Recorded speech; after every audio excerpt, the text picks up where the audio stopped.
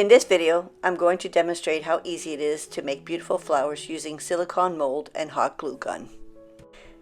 Using resin can sometimes be messy and time consuming, so for some things like this, I prefer using my hot glue gun. So I have my silicone molds, and I'm going to make sure that my hot glue gun is nice and hot, and I'm going to go ahead and start adding my glue to my silicone mold. You got to make sure that you get into every crevice of the silicone mold or it doesn't work, and you want to fill it up to the top so that it lays nice and flat and all the edges have been filled out. If you're having trouble getting into the crevices, go ahead and manipulate the silicone by moving around. Just be careful that the glue is hot and you don't want to get burned by it.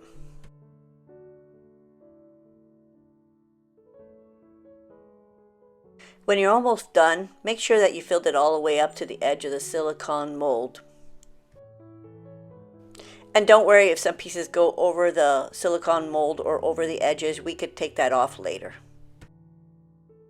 Once it's done, set it off to the side and allow it to dry completely. Now I'm going to let it dry, and I'm going to go ahead and start my new one. I'm going to go ahead and try to manipulate the mold a little bit and move it around so I can make sure that I've got all my glue into all the crevices.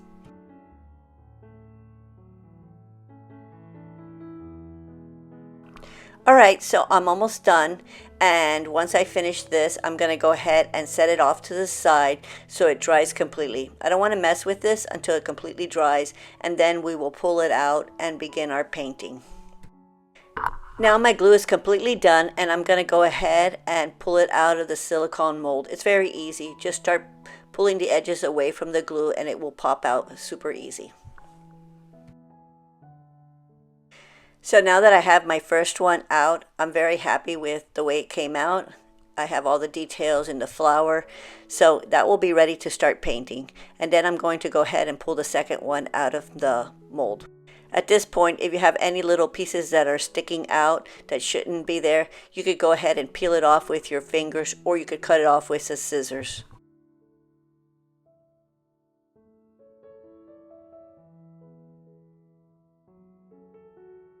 Now that I have both of my flowers out of the mold, I'm going to go ahead and begin painting. I made my colors ahead of time. I'm going to do a light blue and a light orange. So I'm going to start with the petals first, and I'm going to go ahead and paint all the petals light blue. Not only do you want to paint all the petals light blue, but you also want to make sure that you're not just painting the top. You want to paint the edges on the side, because it's super important to get full coverage of the paint all over the flower petals, because you will be able to see this petal from different angles.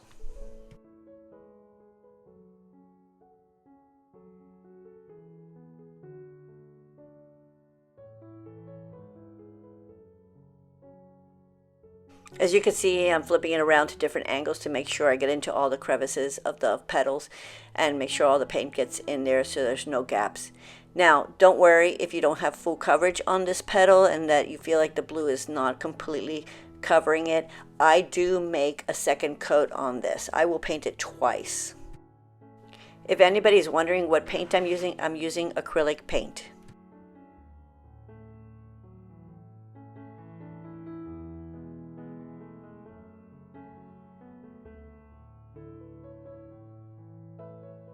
I'm not going to paint the center right now because I'm going to paint that at different colors, like the example I have above. Okay, I'm going to go ahead and place this down on a paper towel so I don't mess up my table. But I didn't paint the side petals because I was holding on to it there, so I'll get back to it later when it dries. Now I'm going to go ahead and start my second petal, and I'm going to go ahead and use a light orange. Same thing as I did before. I'm just going to paint the petals, make sure you get the sides and all the crevices, and once that dries, I will go ahead and add a second coat. I'm going to go ahead and place it down, and I'm going to go ahead and try to cover those petals that I was holding on to.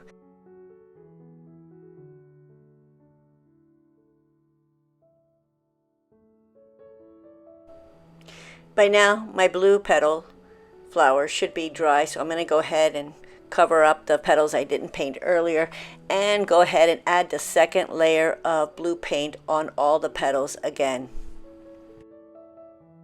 This is a good time to look around to see if you missed any spots and go ahead and cover it up with your paint. Now that I've given my blue flower a second coat, I'm going to go ahead and start on my orange flower and go ahead and give that one a second coat.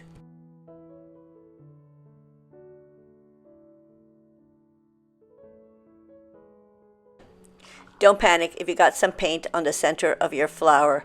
When you do the center with a different color, it will cover it up. That's why I'm not too concerned. I try not to get it in there, but I'm not too concerned about getting a little paint on the center.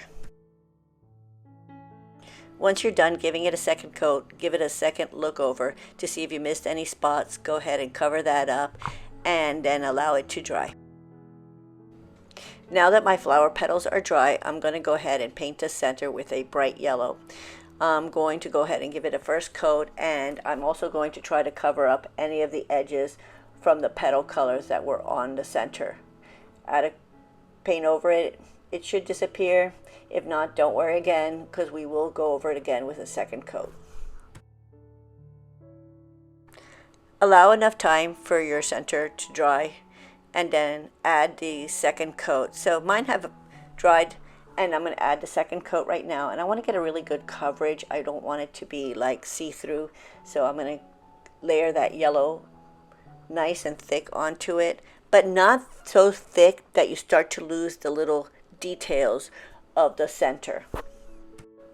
When you finish painting the center, allow it to dry, and luckily acrylic dries pretty fast, and then we're going to go ahead and add some details to the center so it pops a little bit more. I'm going to go ahead and speckle some green around the yellow area.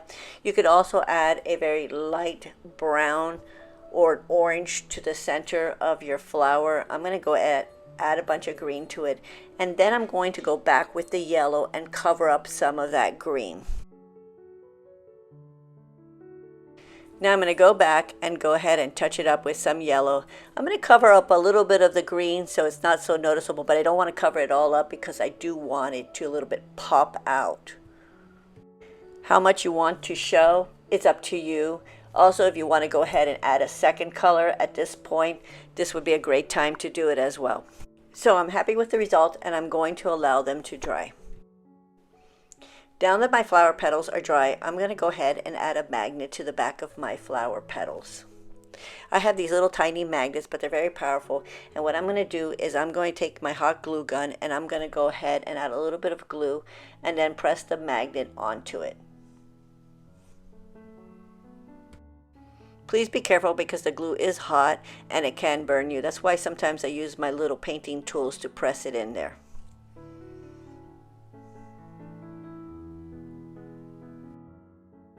Now I'm going to go ahead and add a magnet to my second one. Some of you already noticed that the flower petal had a hole in it where the petal is.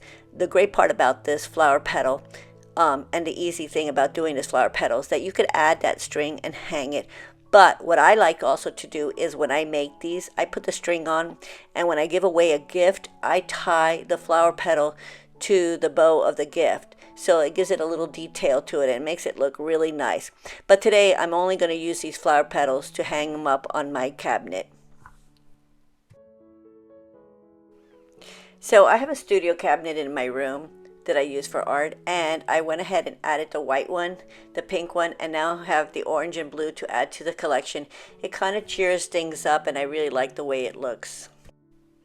I hope you enjoyed making these flowers with the silicone mold and glue gun. And if you like this video, please like and subscribe below.